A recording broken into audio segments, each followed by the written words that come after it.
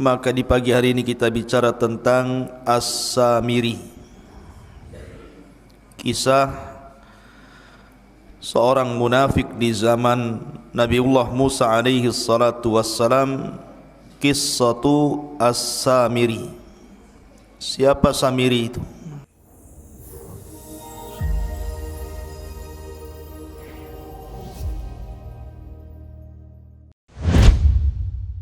Assalamualaikum warahmatullahi wabarakatuh.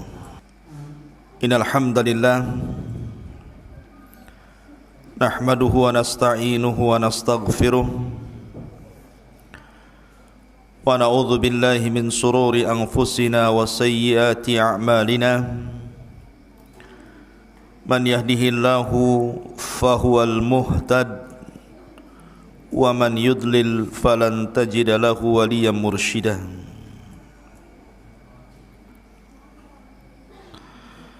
Amma ba'du, ikhwatu fiddin wa akhwatu fillah yang dimuliakan Allah subhanahu wa ta'ala. Pembahasan di pagi hari ini masih berkenaan dengan kisahnya Nabi Musa alaihi salatu wassalam. Kalau semalam bicara tentang Qarun, maka di pagi hari ini kita bicara tentang As-Samiri, kisah seorang munafik di zaman Nabiullah Musa alaihi salatu wassalam. Qissatu As-Samiri. Siapa Samiri itu?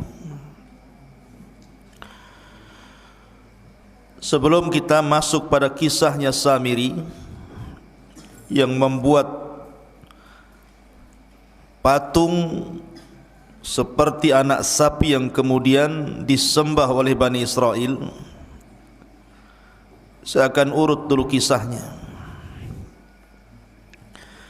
Di dalam Al-Quran Allah subhanahu wa ta'ala berfirman, wa idh faraqna bikumul bahra fa'anjaynakum wa aghraqna ala fir'auna wa antum tangdurun. Dan ingatlah ketika kami belah lautan untukmu, lalu kami selamatkan dirimu dan kami tenggelamkan Fir'aun dan para pengikutnya, sementara kalian menyaksikan dengan mata-mata kalian sendiri. Nabi Musa alaihi salatu wassalam ketika menyelamatkan Bani Israel dari perbudakan Fir'aun, maka Musa berhasil menyeberangkan Bani Israel dari Mesir mengarah ke Palestina melalui Laut Merah. Dan itulah mukjizat yang sangat masyhur dari Nabi Musa alaihi salatu wassalam, mampu membelah lautan dengan tongkatnya, tentu dengan izin Allah subhanahu wa ta'ala. Terbelah 12 jalan di lautan itu, karena Bani Israel 12 kabilah.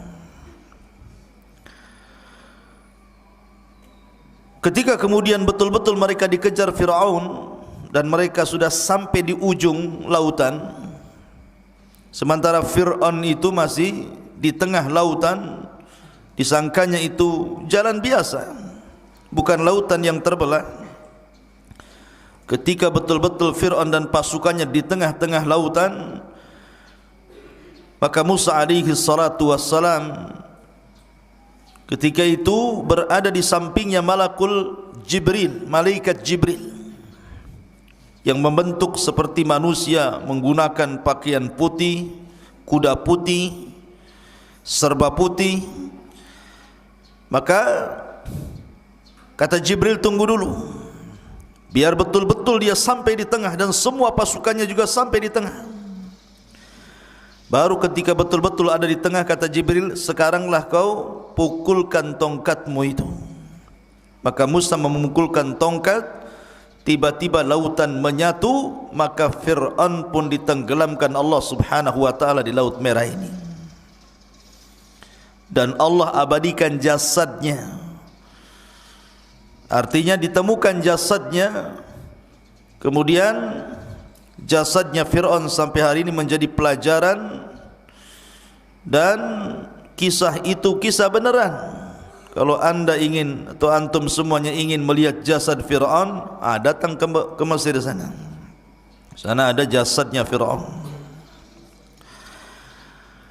Lah, intinya bahwa Bani Israel diselamatkan, ini nikmat Allah Azza wa Jalla, diselamatkan dari kematian. Ma'asyiral muslimin yang dimuliakan Allah Azza wa Jalla, setelah itu berangkatlah Bani Israel dibawa oleh Nabi Musa alaihi salatu wassalam menuju arah Palestina. Di tengah jalan rupanya mereka melewati sebuah perkampungan yang kampungnya itu nyembah berhala, sementara mereka sudah mentauhidkan Allah Azza wa Jalla, menyembah berhala. Tiba-tiba kemudian salah satu dari kaumnya Bani Israel ini mengatakan kepada Musa, "Ya Musa, ij'al lana ilahan kama lahum aliha." Wahai Musa, jadikanlah untuk kami banyak Tuhan lah, masa satu Tuhan saja? Maka Musa heran, sudah diberikan hidayah, menyaksikan ditenggelamkan Fir'aun, menyaksikan mukjizat yang banyak dari Musa, sudah mentauhidkan Allah, mau kufur. Makanya Musa alaihi salatu wassalam mengatakan, "Innakum qaumun tajhalun." Kalian ini kaum yang bodoh, sudah diberikan hidayah tauhid mau sesat pula. Akhirnya Musa pun marah kepada Bani Israel. Ketika Nabi Musa alaihi salatu wassalam sudah berada betul-betul di perbatasan, tinggal masuk saja ke Palestina itu, sudah sampai di padang pasir yang mendekati Palestina. Rupanya tidak bisa masuk ke Palestina. Kenapa demikian? Karena memang bumi yang disucikan itu di Palestina itu sudah dikuasai orang lain, di mana tidak mungkin Musa alaihi salatu wassalam membawa Bani Israel ke dalam Ardul Muqaddasah, bumi yang disucikan Palestina itu, kecuali harus berperang melawan sebuah kaum yang disebut dengan Jababirin minal Amalikah. Kaum Jababir dari Amalikah, dari kaum Amalikah itu yang menempati Ardul Muqaddasah, negeri Palestina. Jadi siapa yang menempati sebuah kaum Jababirin dari kabilah Amalikah, di situ sudah duluan menempati Baitul Maqdis. Maka kemudian Musa alaihi salatu wasallam diperintahkan untuk jihad. Jihad pertama kali. Sebelumnya Bani Israel tidak pernah perang. Kalian harus siap-siap perang, bertempur, merebut Baitul Maqdis dari Amalikah. Bahkan Yusha ibn Nun yang ketika itu sangat dipercaya Nabi Musa alaihi salatu wasallam, yang menemani Musa saat pergi mencari Khidir adalah Yusha ibn Nun, pembantunya. Yusha ibn Nun mengatakan, "Ya qaumi idkhulu alaihim min babil Madinah kama amarakum yansurkumullahu fala ghaliba lakum." Wahai kaumku, masuklah kalian dari pintu depan, pintu kota, dan kalau seandainya kalian akan perang, maka Allah subhanahu wa ta'ala akan memberikan kemenangan dan tidak terjadi kekalahan kepada kalian. Tapi Bani Israel ini ketakutan, pengecut, tidak mau perang, takut mati. Akhirnya kemudian mereka mengatakan, "Lan nadkhulaha abada madamu fiha." Selama orang Amalikah itu masih ada di situ, kemudian kami harus perang melawan Amalikah, kami tidak akan masuk ke situ. Kemudian mereka pun lancang kepada Musa dan mengatakan, "Idhhab anta wa rabbuka faqatila inna hahuna qaidin." Hei Musa, kalau engkau ingin perang, sono berangkat sendiri, ajak Tuhanmu perang berdua, kami nonton di sini siapa yang kalah siapa yang menang. Kurang ajar tidak? Ya. Masa sama nabinya bilang begitu? Kalau kau mau perang, pergi sana sendiri katanya. Ajak Tuhanmu, perang berdua sana katanya. Kami enggak mau di sini. Karena mereka menolak, tidak mau perang, tidak mau berjihad, tidak mau mengambil Baitul Maqdis. Ini pula yang menyebabkan Allah Subhanahu wa taala mengazab Bani Israel. Dengan cara apa? Akhirnya mereka tidak bisa keluar dari negeri itu. Tersesat di padang pasir. Tersesat di sebuah negeri yang disebut Ardut Tih namanya. Negeri Tih. Sebuah padang pasir kering kelontang, tidak ada tanaman, tidak ada tumbuhan, tidak ada air, tidak ada apapun, padang pasir, panas luar biasa. Diazab oleh Allah Subhanahu wa taala, tidak bisa keluar dari situ. Pergi kemana saja ujung-ujungnya ke situ juga. Kayak orang melinglung, kayak orang bingung. Lebih-lebih kemudian padang pasir itu saya katakan tadi tidak ada tumbuhan, tidak ada tanaman, tidak ada pepohonan, tidak ada burung, tidak ada apapun.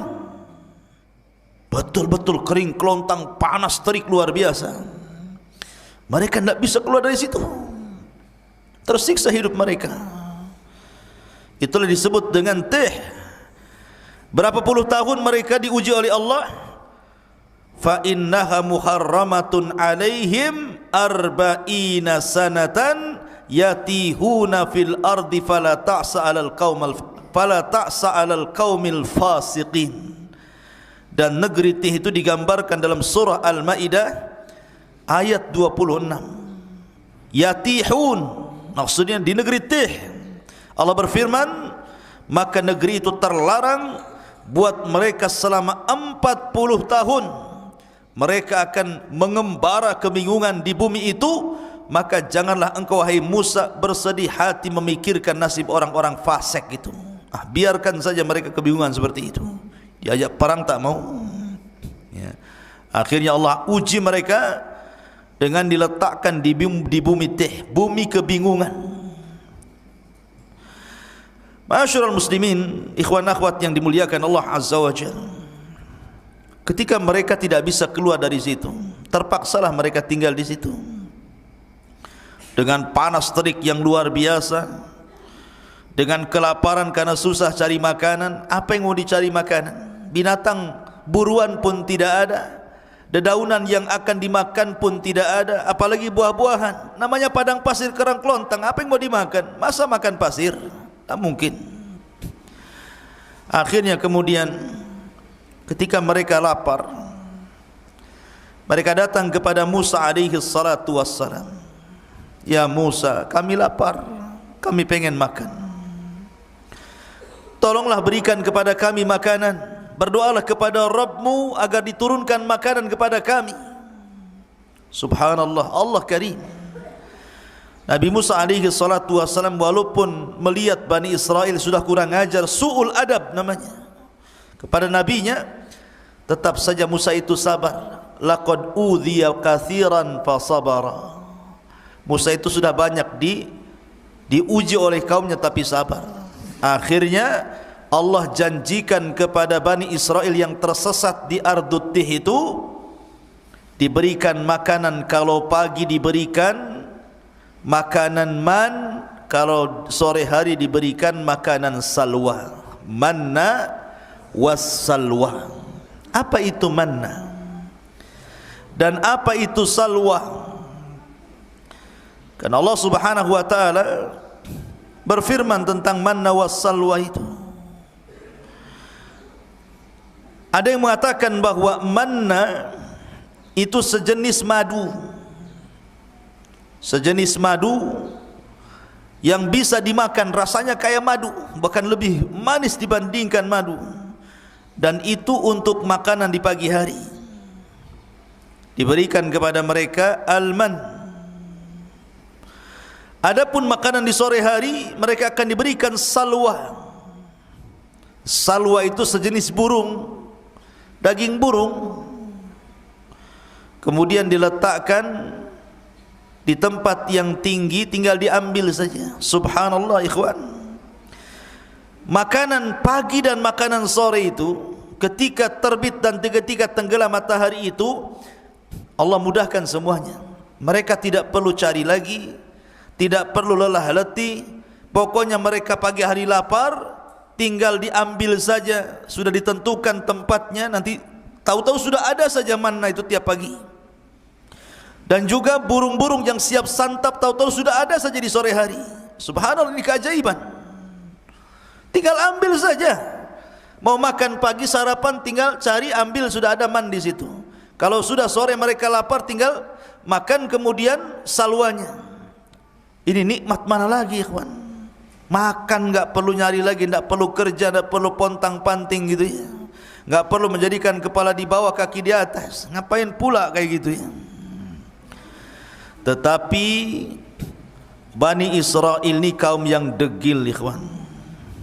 Gimana enggak degil?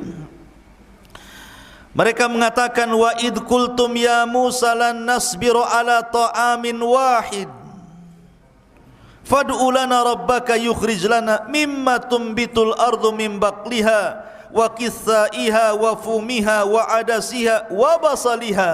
Apa kata mereka?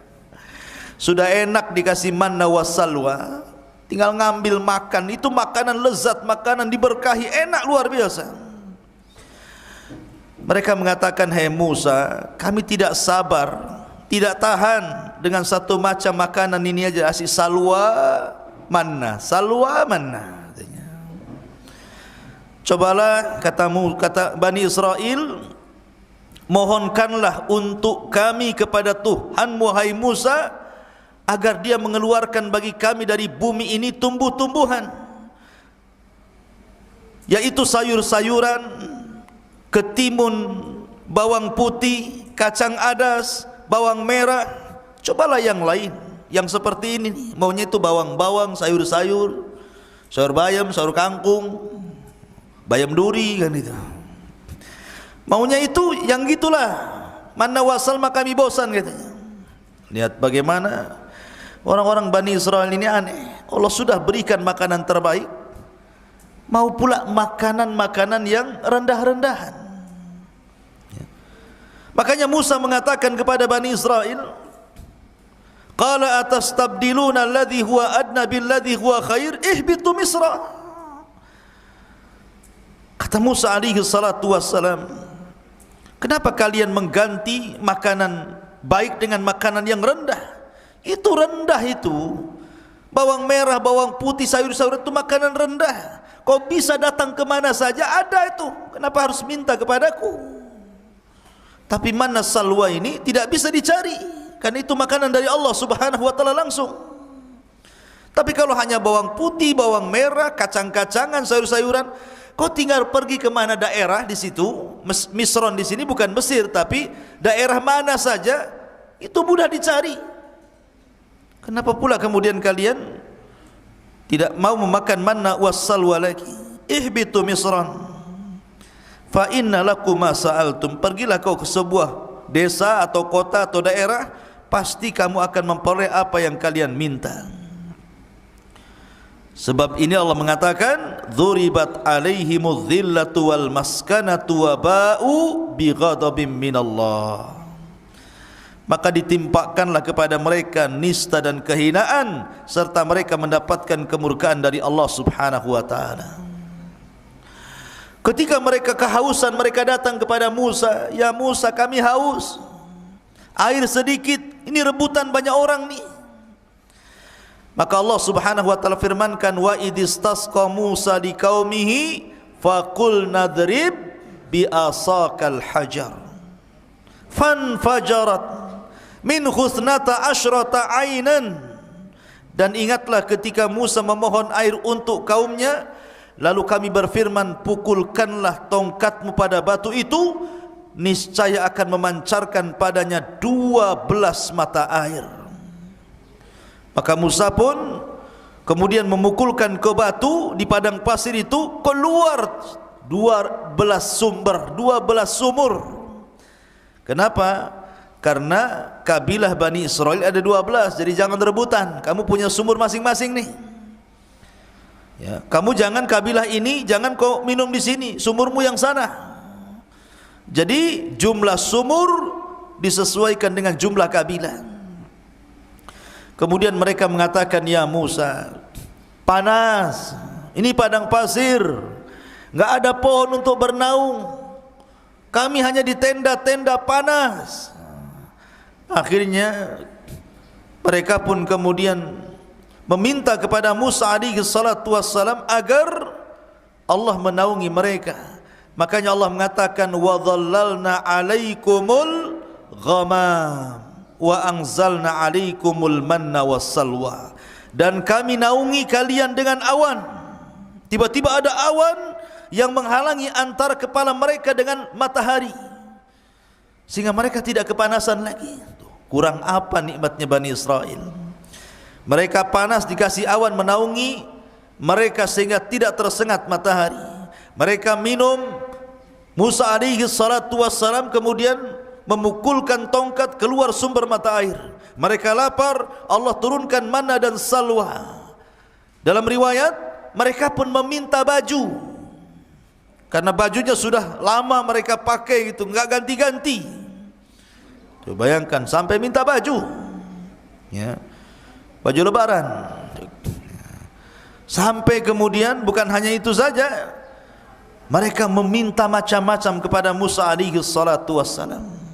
Tapi Musa itu memang nabi yang sabar untuk mengobati Bani Israel. Intinya di bumi Tih ini mereka kesulitan. Lah setelah segala nikmat yang Allah anugerahkan di bumi Tih ini dari silah Musa, karena lama, itu kan ujian bagi mereka selama 40 tahun. Musa tidak mungkin membiarkan mereka seperti itu. Musa harus membuat undang-undang, yang mana undang-undang ini bisa menertibkan kehidupan mereka.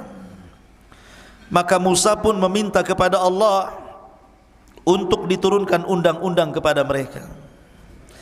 Maka Allah janji untuk menurunkan Taurat kepada Musa asal Musa berangkat ke bukit yang disucikan Allah Azza wa Jalla, Bukit Tur, Bukit Saina. Akhirnya Musa alaihi salatu wassalam diperintahkan Allah untuk berangkat selama 30 hari meninggalkan Bani Israel untuk mendapatkan mandat Taurat. Ketika itu Bani Israel diserahkan kepada adiknya Harun. Berangkat Nabi Musa selama 30 hari. Ma'asyiral muslimin, ikhwan akhwat yang dimuliakan Allah Subhanahu wa taala. Maka selama 30 hari itu Nabi Musa berpuasa. Ada yang mengatakan 30 hari berpuasa itu bertepatan dengan bulan Dzulqa'dah. 1 bulan, bulan Dzulqa'dah, Nabi Musa berpuasa. Ketika sampai di bukit Tur, Bukit Saina, maka Musa pun beriktikaf di bukit itu selama 30 hari 30 malam, berpuasa terus, tidak membatalkan puasanya, karena tahu akan berjumpa dengan Allah. Ketika sampai di tanggal 30, sebagaimana ditetapkan oleh Allah Subhanahu wa taala, tiba-tiba Nabi Musa membatalkan pula puasanya. Bukan tidak ada alasan, karena alasan Nabi Musa kenapa membatalkan puasa di hari ke-30, karena takut kalau seandainya dia bicara dengan Allah mulutnya bau. Karena orang puasa itu kan mulutnya tidak sedap. Tiba-tiba ketika dia hendak membatalkan puasanya karena sebab itu, maka Allah Subhanahu wa taala melarang dan mengatakan, wahai Musa, jangan kau batalkan puasamu, fa inna luhufa fammis shaim atyab indallah min rihil miski. Karena bau mulutnya orang yang berpuasa itu lebih harum di hadapan Allah dibandingkan minyak kasturi. Di hadapan Allah, jangan di hadapan kawan antum, baulah. Di hadapan Allah, ya, kalau di hadapan makhluk tergantung sahur antum. Sahur jengkol bau jengkol, sahur pete bau pete, ya. Takkan sahur jengkol bau kasturi. ya. Maksudnya di hadapan Allah lebih harum dibandingkan minyak kasturi. Akhirnya Musa pun diperintahkan Allah Azza wa Jal untuk menambah lagi 10 hari. Untuk menambah 10 hari. Maka genap Musa di Bukit Tur Sinai itu berapa hari? 40 malam 40 hari. 40 malam 40 hari Nabi Musa alaihi salatu wassalam berada di Bukit Tur untuk mendapatkan mandat Taurat. Makanya Allah Subhanahu wa taala berfirman mengenai hal ini, tentang masalah Taurat ini, walaqad jaa Musa limiqatina wa kallamahu rabbuhu qala rabbi arini anzur ilaik.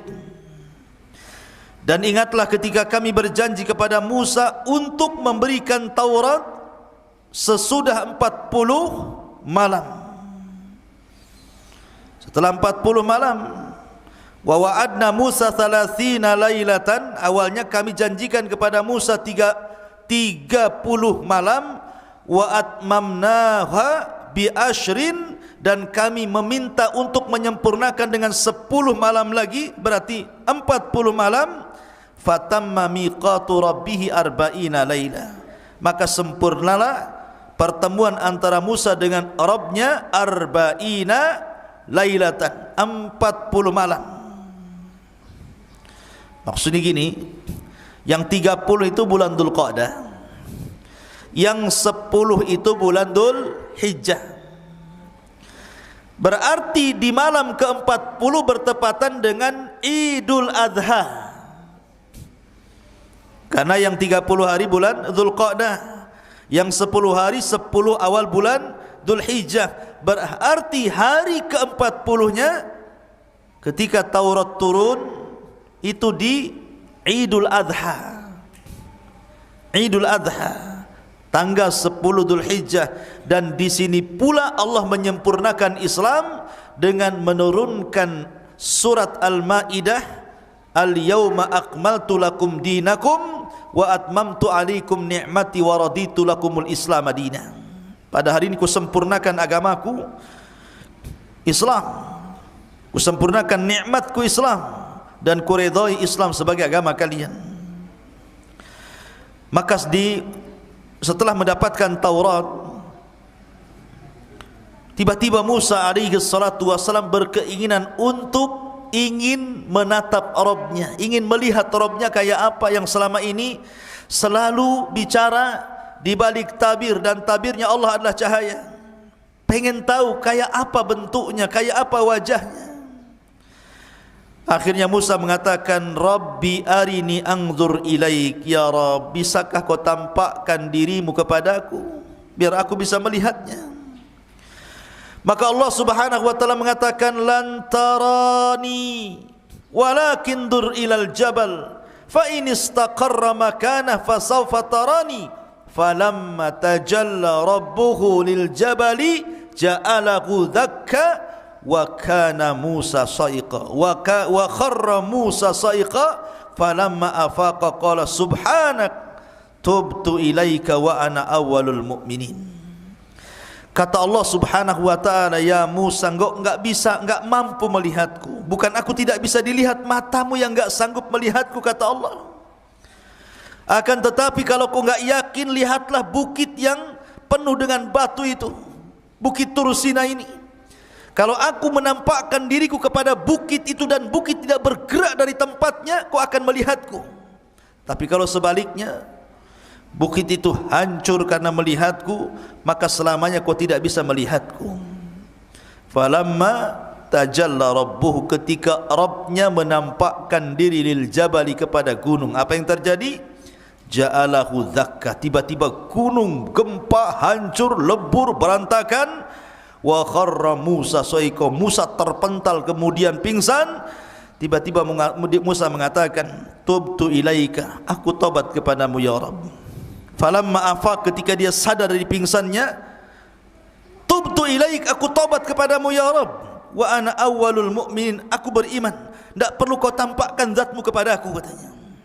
Lihat, dari sini menunjukkan bahwa Tuhan kita Allah tidak akan pernah terlihat di dunia. Kalau ada orang mimpi ketemu Allah, dustakan kemimpiannya. Oh, semalam saya bermimpi. Ya, ada apa? Ketemu Allah, dusta kau. Itu aja. Karena dulu ada di Batam ini, orang ngaku-ngaku bisa melihat Allah di air yang dalam baskom.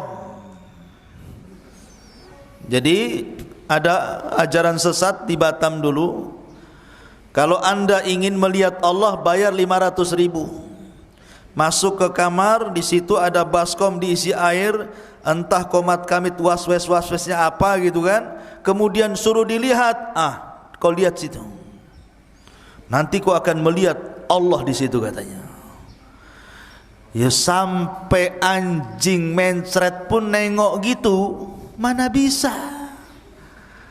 Nggak mungkin dilihat Allah itu. Ya, nengok aja air, nggak mungkin ada Allah. Allah tidak bisa dilihat. Jangan lagi kita. Nabi Musa alaihi salatu wassalam saja minta ditampakkan, Allah tidak sanggup. Gunung saja bisa hancur. Kalau seandainya Allah tampak dalam genangan itu, bisa hancur wajah kalian, kan gitu. Terbakar. Kalau sampai tabir Allah dibuka dari zatnya, terbakar syubuhatul ar, satu bumi bisa terbakar, ikhwan. Gimana pula kemudian sok-sokan bisa melihat Allah? Penipu. Ya. Ma'asyiral muslimin yang dimuliakan Allah Azza wa Jalla. Lah akhirnya kemudian Musa pun sebelum pulang diberitahu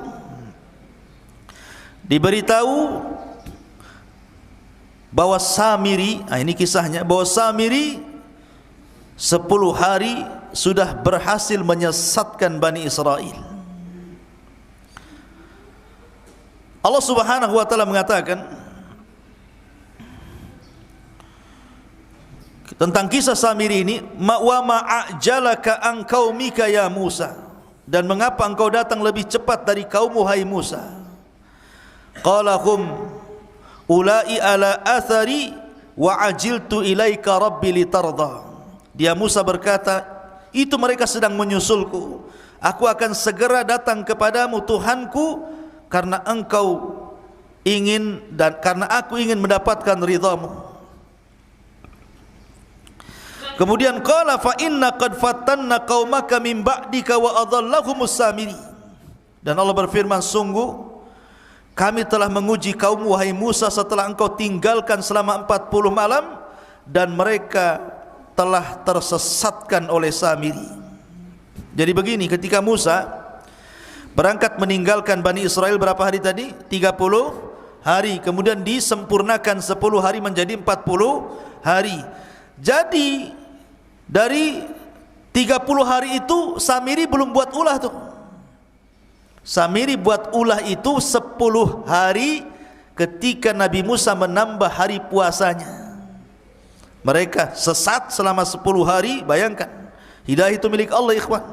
Mereka mengikuti Musa bertahun-tahun, disesatkan dengan Samiri cuma 10 hari saja.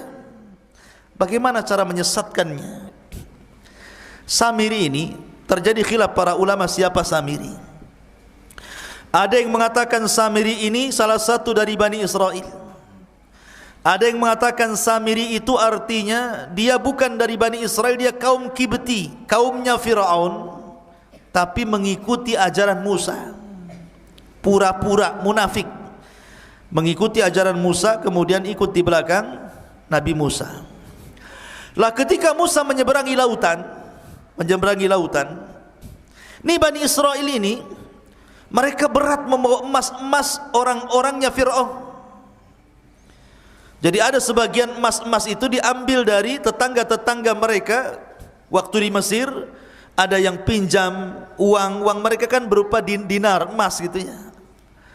Ada yang kemudian pinjam, ada yang kemudian bekerja dapat gaji duluan, kerjanya belum selesai. Pokoknya banyak. Intinya bahwa itu emas-emas itu tidak boleh dibawa karena bukan hak mereka. Maka mereka bertanya kepada Nabi Musa, bagaimana dengan emas-emas kami wahai Musa? Apakah ini halal untuk kami? Kata Musa, tidak halal. Emas-emas itu harus kalian buang di lautan ini. Jadi ketika mereka berjalan di lautan itu yang sudah jadi jalan, dibuanglah emas-emas itu sampai ke pinggir sana. Lah Samiri melihat ada buang emas banyak-banyak. Oh, ini emas banyak, kenapa pula dibuang-buang katanya. Diambilnya, dikutipnya satu-satu, akhirnya dapatlah satu karung emas-emas yang dilempar-lempar itu. Kemudian setelah itu Samiri melihat ada orang berbaju putih, berkuda putih di samping Musa, dan seolah-olah dia pula yang memberikan instruksi. Kata orang putih begini, maka Musa akan begini. Kata orang putih begitu, maka Musa akan begitu. Samiri kaget, kenapa Musa diperintahkan orang itu? Nah, dari sini Samiri curiga, karena memang itu jelmaan malaikat, utusan Allah Azza wa Jalla. Diperhatikan terus orang ini. Kemudian diperhatikan kudanya, dan apabila kuda itu melangkah, bekas langkahnya itu, bekas pijakannya itu, tanahnya diambil sama dia. Diambil kemudian ditaruh di kresek, dibawa. Jadi ketika Nabi Musa alaihi salatu wassalam berangkat meninggalkan Bani Israel, kemudian digantikan oleh Nabi Allah Harun alaihi salatu wassalam, maka mulailah berulah Samiri selama 10 hari ini. Emas yang tadi dikutip itu oleh Samiri kemudian dibakar, kemudian dicetak, kemudian jadilah anak sapi, patung anak sapi yang membentuk Samiri. Kenapa anak sapi? Karena orang-orang Mesir itu menjadikan sapi itu Tuhan. Makanya orang-orang India sampai hari ini ada orang yang nyembah sapi itu. Jadi daerah-daerah tertentu di India itu, kalau ada sapi kemudian masuk ke pasar, makan kangkung, makan bayam, jangan diusir, itu Tuhan lagi makan. Ya, macam-macam. Di India itu banyak. Ya, sesembahan salah satunya sapi disembah. Ada juga yang nyembah ular sendok di sana itu. Ya. Jadi akhirnya kemudian dibentuklah patung anak sapi itu. Ketika sudah jadi patung anak sapi itu, kemudian ditenggerkan di tengah-tengah lapangan Bani Israel. Dia kan punya tanah. Tanah itu bekas pijakannya kaki kudanya Jibril. Dimasukkan ke mulutnya tanah itu. Subhanallah. Keajaiban. Tiba-tiba patung anak sapi yang terbuat dari emas itu hidup pula. Makanya Allah mengatakan lahu khuwar, hidup, tapi tidak sempurna, hanya mengeluarkan suara. Gimana suara sapi? Pi gitu. Bukan. Ya. Jadi keluar suara sapi. Lah, Bani Israel ini kaget, kok bisa patung terbuat dari emas berbentuk anak sapi diingatkan kepada sembahan orang-orang Mesir tiba-tiba hidup. Karena sebagian Bani Israel masih kurang mantap imannya. Kata Samiri kepada Bani Israel, lihat, ini Tuhan kita. Anak sapi ini Tuhan kita. Buktinya dia bisa bicara katanya. Mereka mengatakan, lalu Nabi Musa siapa? Dan kemana? Bukankah dia ingin membuktikan ketuhanannya? Kata Samiri, Musa salah. Yang benar ini Tuhannya, bukan apa yang didakwahkan Musa. Lihat, Musa salah tempat, jauh-jauh ke Bukit Tur untuk mencari Tuhannya, padahal Tuhannya ada di sini katanya. Ini Tuhannya anak sapi ini. Dari situlah akhirnya ada yang mengatakan 70.000 sekian gitu, Bani Israel pun murtad. 10 hari menyembah patung anak sapi. Ya, sebagian mereka murtad dan sebagian mereka bertahan. Ah, ini enggak percaya, kami harus tanya dulu Musa, apakah ini Tuhan atau bukan? Yang sebagian lagi tetap mengatakan bukan Tuhan. Jadi manusia ketika itu terbagi menjadi 3. Ada yang tetap di atas tauhid, tidak mau menyembah patung anak sapinya yang dibuat oleh Samiri. Yang satu justru ada yang langsung menuhankan patung anak sapinya Samiri. Kemudian Yang ketiga masih nunggu, masih ragu-ragu. Tunggu, tanya dulu, nunggu Musa datanglah. Kalau memang kata Musa ini Tuhan kami sembah, kalau enggak. Akhirnya kemudian Musa sudah diberitahu sama Allah bahwa kaumnya sudah disesatkan Samiri. Udah marah, pengen balik saja Musa itu. Masalahnya Musa tidak mau menyalahkan Bani Israel, tapi mau menyalahkan abangnya Harun. Ngapain saja Harun itu? Masa baru ditinggal 40 hari sudah murtad? Akhirnya pertama kali dia marah kepada Harun. Datanglah Musa dari safarnya membawa papan Taurat. Faraja'a Musa ila qaumihi ghadbanan asifan. Qala ya qaumi alam ya'idukum rabbukum wa'dan hasanan. Afa atala alaikul ahdu am aradtum an yahilla alaikum ghadab min rabbikum fakhlaftum maw'idi. Musa pun mengatakan, kemudian Musa kembali kepada kaumnya dengan marah, bersedih hati. Musa berkata, wahai kaumku, bukankah Tuhanmu telah menjanjikan kepadamu sebuah janji yang baik? Apakah terlalu lama masa perjanjian itu bagi kalian? Atau kalian hendak agar kemurkaan Tuhan menimpa kalian? Mengapa kalian melanggar perjanjian denganku? Kemudian mereka mengatakan, qalu ma akhlafna mau'idaka bimalkina walakin hammalna auzaran min zinatil qaumi faqadhafnaha fakadzalika alqas Samiri. Mereka mengatakan, kami tidak melanggar perjanjian wahai Musa dengan kemauan kami sendiri, tetapi kami harus membawa beban berat dari perhiasan kaum Firaun. Kemudian kami lemparkan ke dalam api itu, dan demikian pula Samiri melemparkannya. Maka datanglah Musa kepada siapa? Kepada Harun. Ketika sampai saja depan Harun, langsung dijambak janggutnya, ditari kepalanya. Gini nih, gitu, betul kan? Jadi dijambak rambutnya, ditari janggutnya, begitu. Musa itu Harun abangnya, kakaknya. Saking marahnya, pegang kepala, pegang jenggot, ditarik ke depan. Apa katanya Musa alaihi salatu wassalam kepada Harun? Mereka mengatakan, kenapa kau sesatkan Bani Israel, kata Musa. Maka Harun ini kan orangnya lembut, beda dengan Musa. Makanya Bani Israel tidak takut dengan Harun, hanya takut dengan Musa. Makanya Harun mengatakan, yabna la ta'khud bi lihyati wala bi ra'si inni khashitu an taqula farraqtu baina Bani Israel walam tarkub qawli. Harun mengatakan, wahai putra ibuku, maksudnya Musa, janganlah engkau pegang janggutku, jangan pula kau pegang kepalaku, lepaskan. Aku sungguh khawatir engkau akan berkata kepadaku, engkau telah memecah belah Bani Israel dan engkau tidak memelihara amanahku. Artinya aku sudah berusaha menarik mereka ke dalam tauhid, tapi mereka ngeyel, degil. Macam mana harus aku lakukan? Mereka hanya takut kepadamu dan tidak takut kepadaku. Akhirnya ketika datang Samiri, Samiri pula menyesatkannya. Maka akhirnya dilepaslah Harun, kemudian mencari Samiri. Datangkan Samiri kepadaku. Maka datanglah Samiri, dihadapkan kepada Musa. Marah Musa. Kata Musa, qala fama khatbuka ya Samiri. Hei Samiri, apa yang mendorongmu melakukan seperti itu? Kenapa kau sesatkan Bani Israel?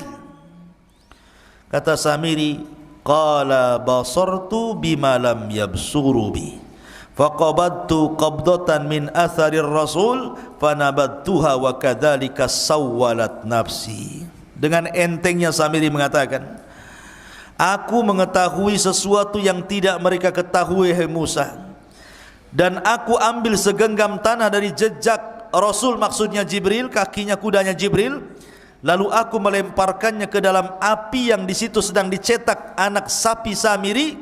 Demikianlah nafsuku yang memerintahkanku. Jadi ketika Musa, siapa atas perintah siapa kau lakukan itu, kata Musa, maka Samiri dengan tenang mengatakan, nafsuku yang memerintahkan. Subhanallah, dengan entengnya. Akhirnya kemudian Musa pun marah.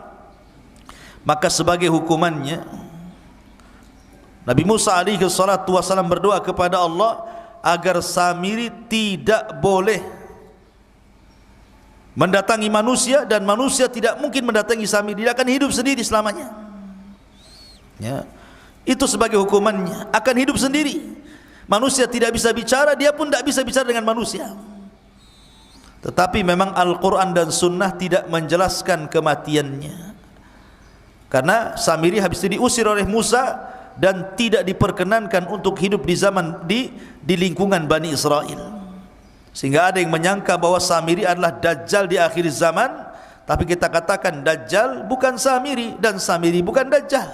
Dajjal lain orangnya, Samiri pun lain orangnya. Ya. Intinya bahwa Nabi Musa alaihissalam kemudian mengadab Samiri dengan cara berdoa kepada Allah agar dia tidak bisa ditemui manusia dan dia tidak bisa menemui manusia, sendiri hidupnya. Kemudian melihat Nabi Musa marah, maka mereka disuruh bertobat. Bani Israel yang menyembah patung anak sapi itu suruh tobat.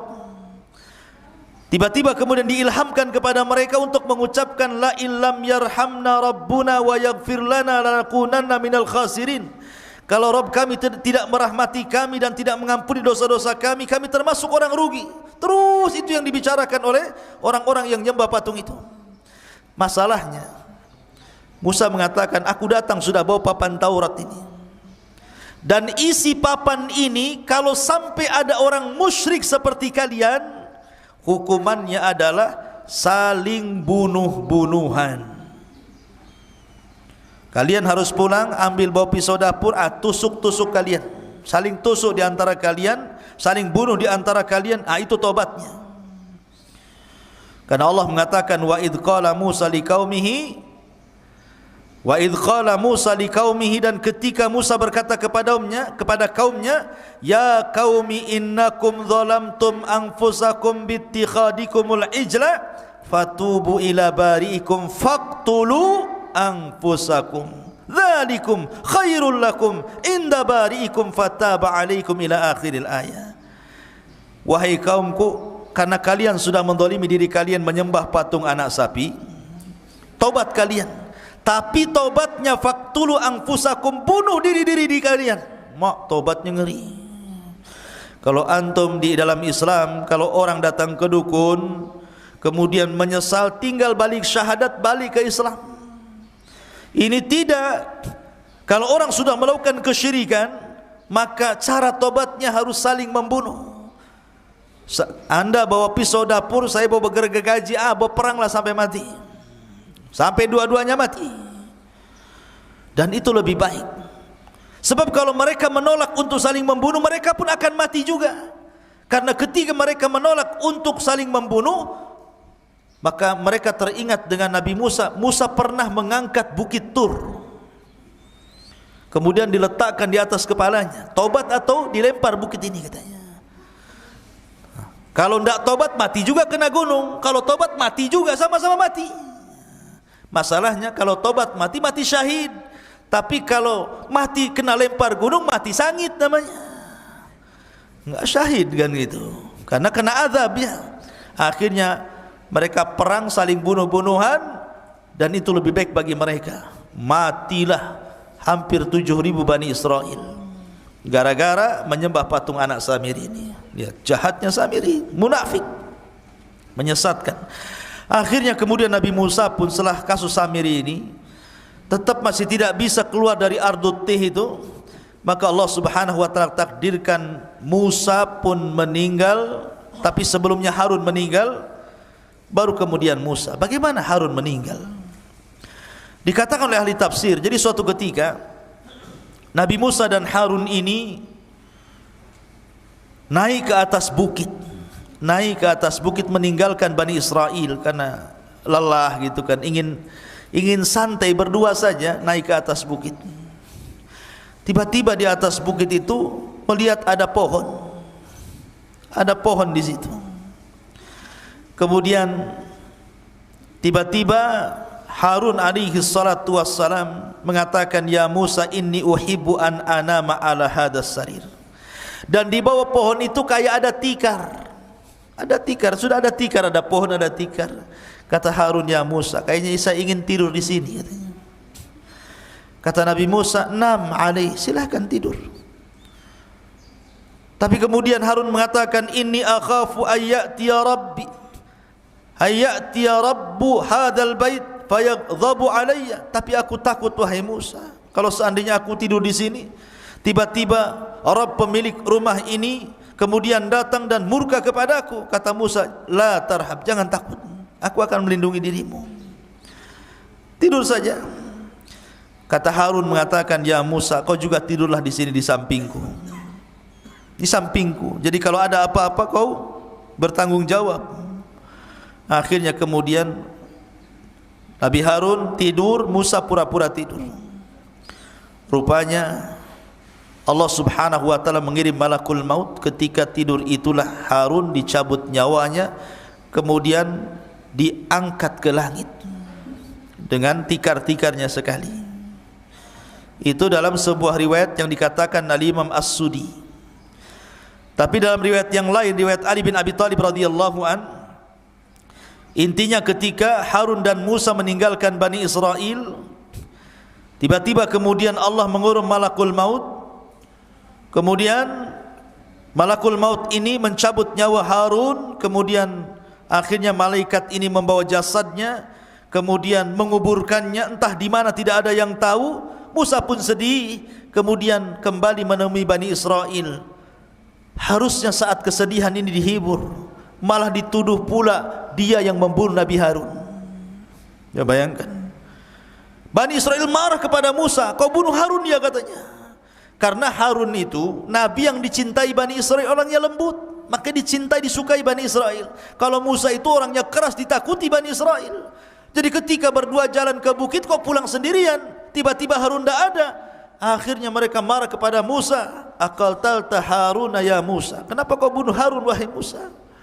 Kata Musa, saya tidak bunuh Harun, dia meninggal. Akhirnya Musa pun berdoa kepada Allah agar dibuktikan jasadnya bahwa dia tidak membunuhnya. Akhirnya kemudian jasadnya diperlihatkan kepada Bani Israel. Baru Bani Israel yakin bahwa Musa tidak membunuh Harun. Memang sudah ajalnya. Dan setelah kemudian Harun meninggal dunia, giliran Musa. Tapi kisah meninggalnya Nabi Musa ini unik masalahnya. Disebutkan dalam hadis Abu Hurairah radhiyallahu an, Rasul yang mengatakan, jaa malakul maut, datang malaikat maut, ila Musa ibn Imran, menuju Musa ibn Imran. Faqala lahu, dan dia pun berkata kepadanya, aku utusan Rabbmu, dan engkau sudah saatnya harus meninggal wahai Musa. Marah Musa kepada malakul maut. Falattama Musa alaihi salatu wassalam aina malakil mauti fafaqaha. Tiba-tiba Musa menampar wajah malaikat maut, keluar kedua matanya. Coba malaikat maut ditampar sama Musa sampai keluar kedua matanya. Dia bilang, kau mau nyambut nyawaku ya? Tampar akhirnya. Dia tidak tahu kalau itu betul-betul malakul maut, utusan Allah masalahnya. Hadis ini sahih. Maka akhirnya kemudian dikembalikan lagi kedua matanya, kemudian pergi lagi, terbang lagi menemui Allah Azza wa Jal, dan mengatakan, ya Rabb, Musa tidak mau dicabut, malah aku pula ditampar dia, katanya. Maka akhirnya Allah mengatakan, sudah, berangkat lagi kau Musa, aku yang utus engkau.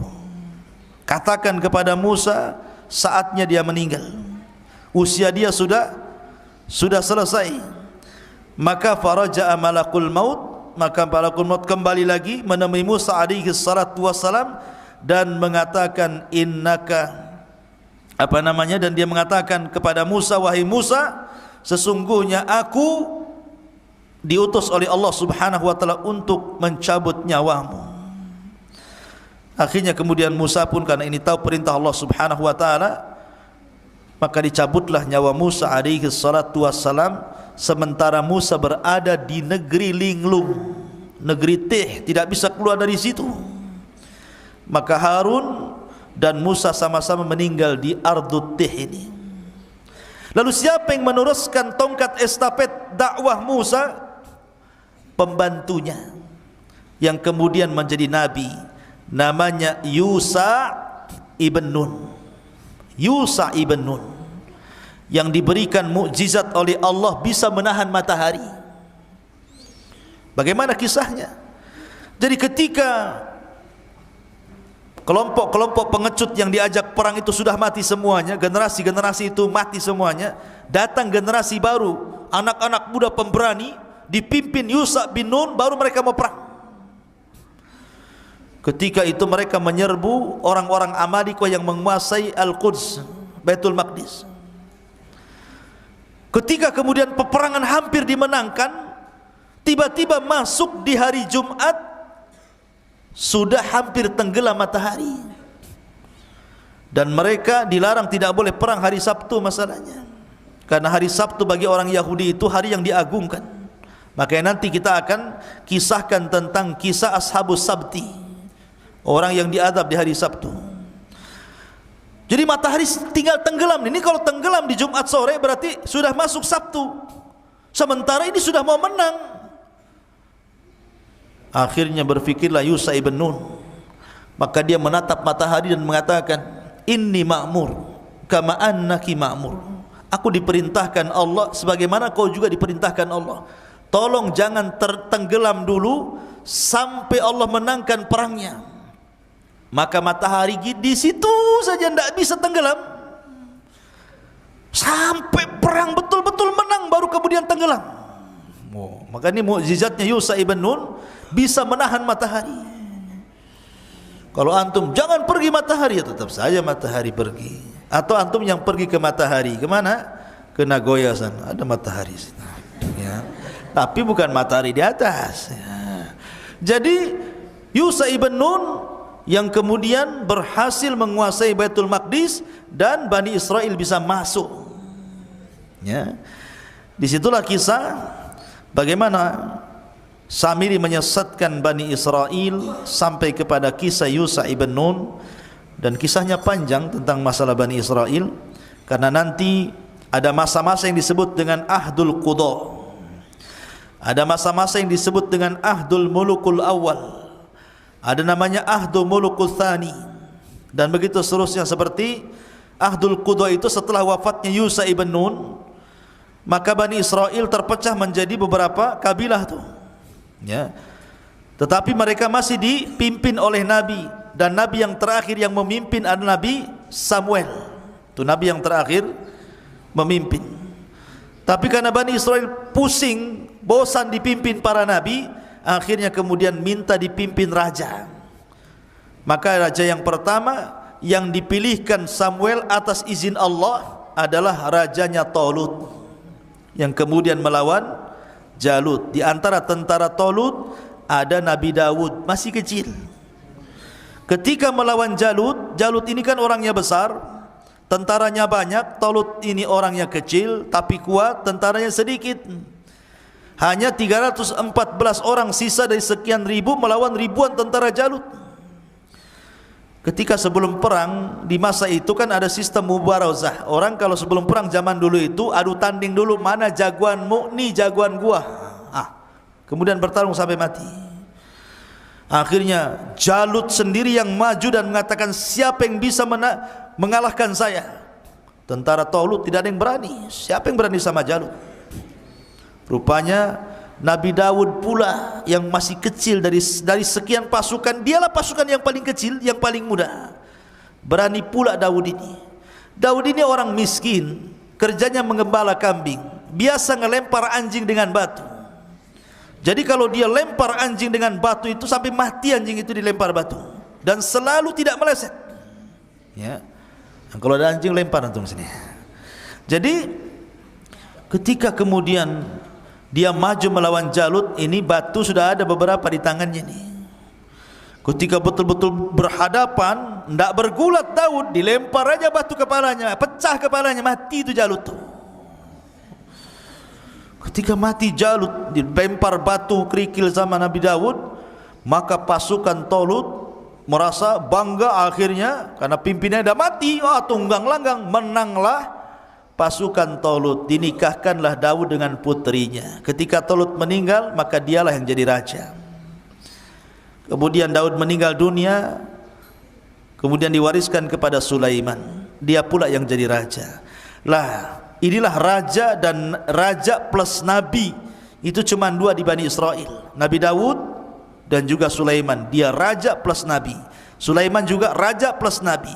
Tapi setelah Sulaiman sudah kacau, sudah lain lagi. Banyak perselisihan Bani Israel yang akhirnya kemudian dihinakan Allah sampai dijajah oleh bangsa-bangsa. Terakhir mereka kemudian dibantai oleh tentara Bukhtun Nasr sampai diperbudak kembali sama seperti di zaman Fir'aun. Itu banyak kisahnya tentang masalah ini, nanti akan sampai juga, sabar aja.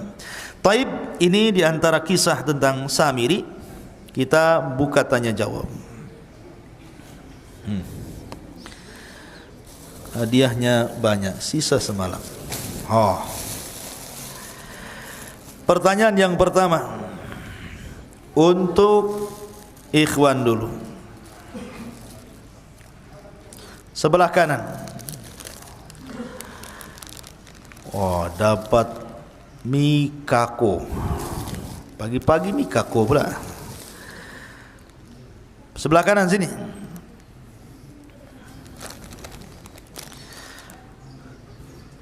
Kisah Bani Israel yang saya kemukakan tadi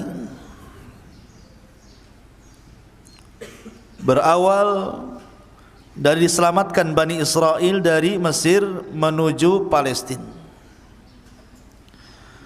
Kemudian Allah Subhanahu wa taala selamatkan Musa, dan Musa Allah berikan mukjizat. Sebutkan mukjizatnya Nabi Musa. Antum pemilik, antum. Ya, antum depan. Membelah dengan apa? Dengan tongkat Nabi Musa. Ahsan. Mudah pertanyaannya. Sebelah kiri.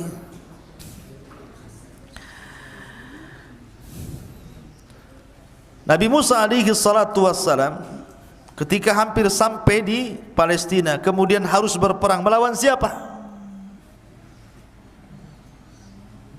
Belakang. Jangan tengok. Jababirin dari kabilah Amalika. Ahsan. Dapat gemez. Langsung dimakan katanya. Akhwat, ketika mereka tidak mau jihad, akhirnya Allah azab. Oleh azab dengan cara dilinglungkan di sebuah padang pasir. Padang pasir itu disebut apa itu? Akhwat,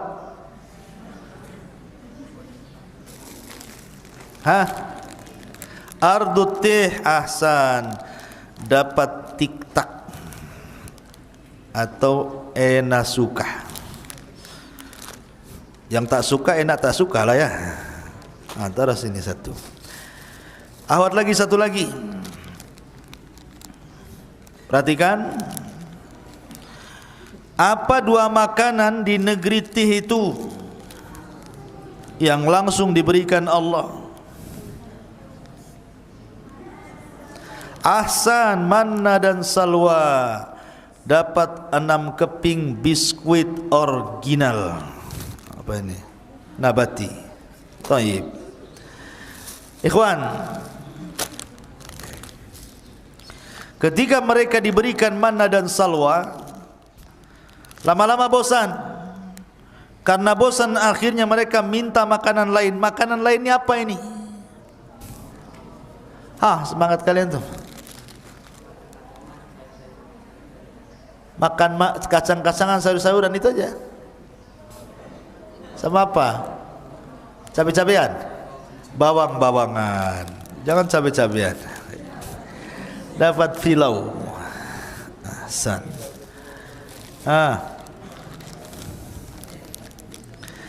Ketika mereka kehausan, mereka meminta air. Maka Musa memukulkan tongkatnya keluar berapa mata air?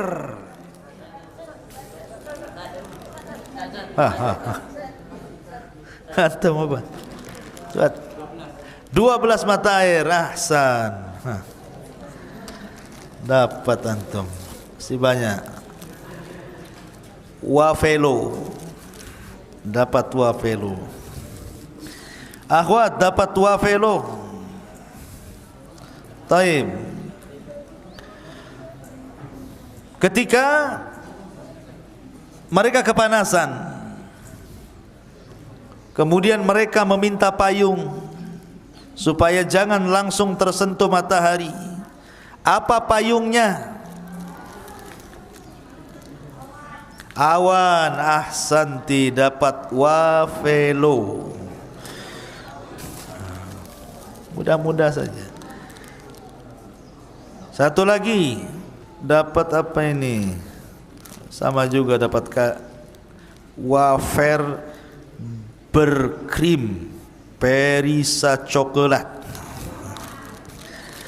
Nah ini coba akhwat perhatikan. Pertanyaannya Nabi Musa pergi meninggalkan Bani Israel untuk mendapatkan mandat Taurat. Awalnya berapa hari dan jadinya berapa hari? Hah? 3 hari kemudian jadinya? Hah? 40 hari atau 40 malam. Ahsan. Ikhwan, better vanilla cream sandwich biskuit sama permen jahe. Taib. Ketika Nabi Musa alaihi salatu wassalam berpuasa 30 hari, kemudian disempurnakan 10 hari, bulan apa yang 30 hari itu? Said.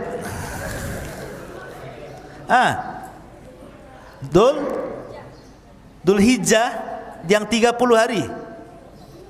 Dhul Qa'dah. Ahsan. Dapatlah nabati. Ambil nabati Said.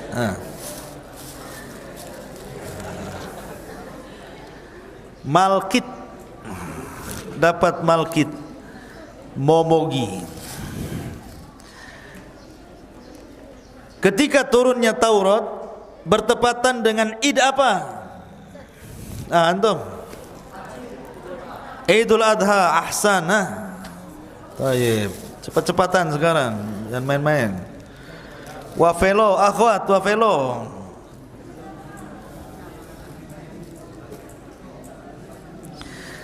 Perhatikan. Samiri ketika menyesatkan Bani Israel dengan apa? Akhwat.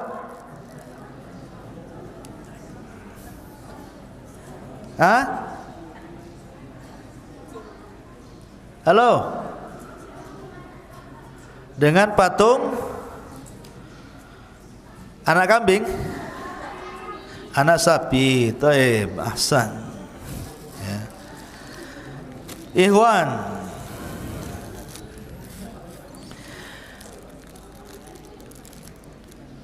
patung anak sapi Samiri ini setelah dicetak bisa hidup. Kenapa bisa hidup? Nah, jangan sibuk pula. Antum ya? Ayo cepat. Dengan? Bekas jejak kudanya. Ahsan. Tanah jejak kudanya gitu. Ahsan. Masya Allah. Gemes, enak, langsung dimakan. Taib.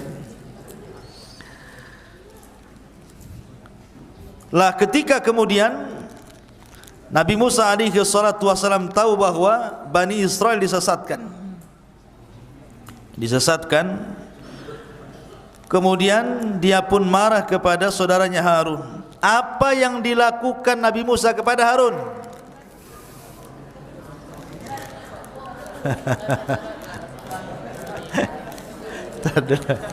Paling belakang lah. Coba. Gimana praktekan. Nih. Ahsan, dapat gemes, enak, praktis, langsung dimakan. Ahsan.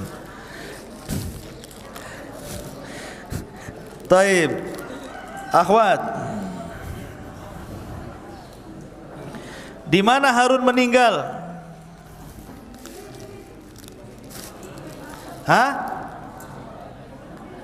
Di mana Harun meninggal? Bukan Harun Masiku ya, Nabi Harun.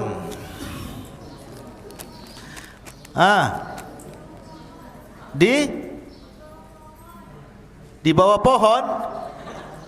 Iya, di bawah pohon. Terus di negeri apa?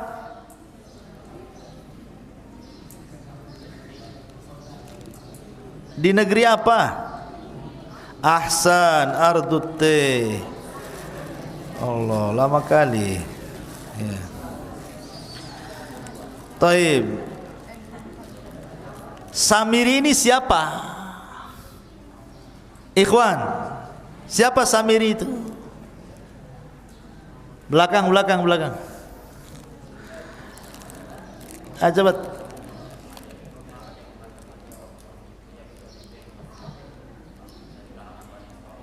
Terus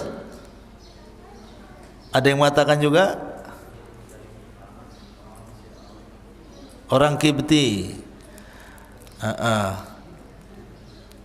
Terus gitu-gitu aja.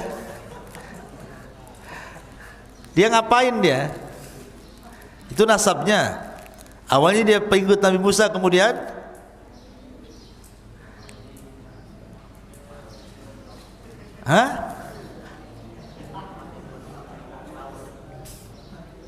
nggak beres antum. Duduk. Antum coba. Berdiri. Siapa nasabnya Samiri dulu? Kaum Kibti. Terus dengan cara Ahsan. Taib.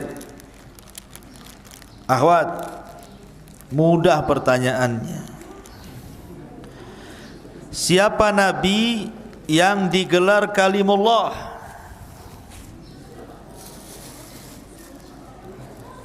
Kau teriak pula. Nyantai, jangan gesa-gesa, tetap dapat biskuit original. Nabi Musa. Ahsanti. Taib. Ikhwan, mudah pertanyaannya. Dapat gori Oreo.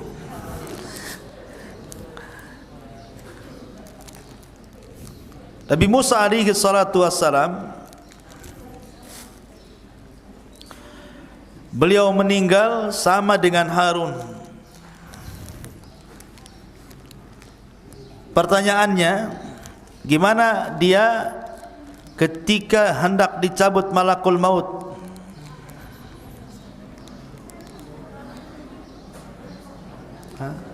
Ketika dicabut malakul maut, antum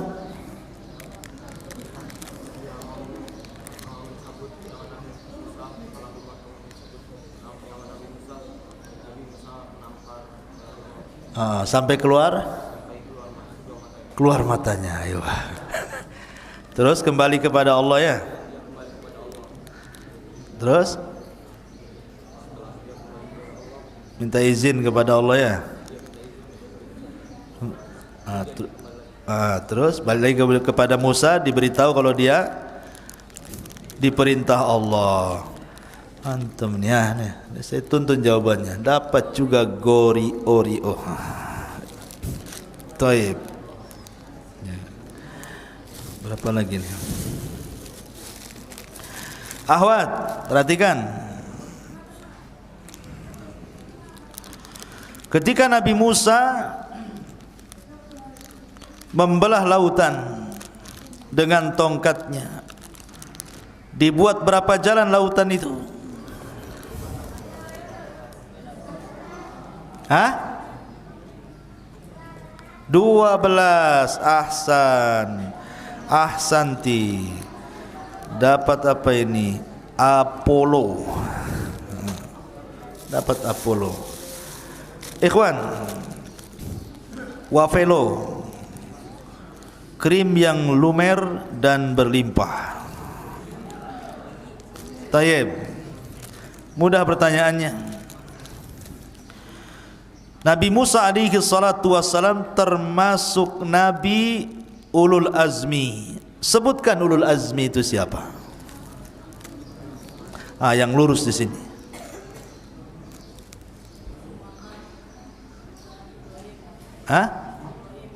Nabi Ibrahim, terus Nuh, Isa, Musa. Ahsan.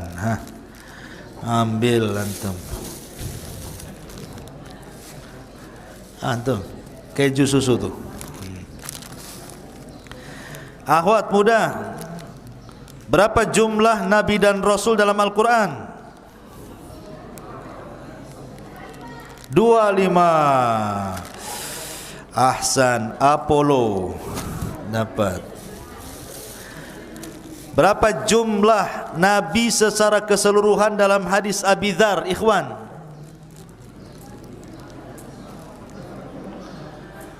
Berapa jumlah nabi secara keseluruhan? Sering saya ulang-ulang. Salah pula kawan. Ayo. Ahsan. 1200. Dapat Wapelo. Terakhir, siapa penutup para nabi? Cepat. Nabi Muhammad sallallahu alaihi wasallam. Subhanakallah bihamdika, asyhadu an la ilaha illa anta, astaghfiruka wa atubu ilaik. Allahu ta'ala. Assalamualaikum warahmatullahi wabarakatuh. Intinya bahwa tolong berakhlak kepada Allah. Membahas tafsir dari surah Al-Imran. Lahirlah Imam Muslim, Abi Dawud, Tirmidzi, Ibnu Hibban. Jadi ketika Yunus alaihi salatu wassalam terkena undian itu,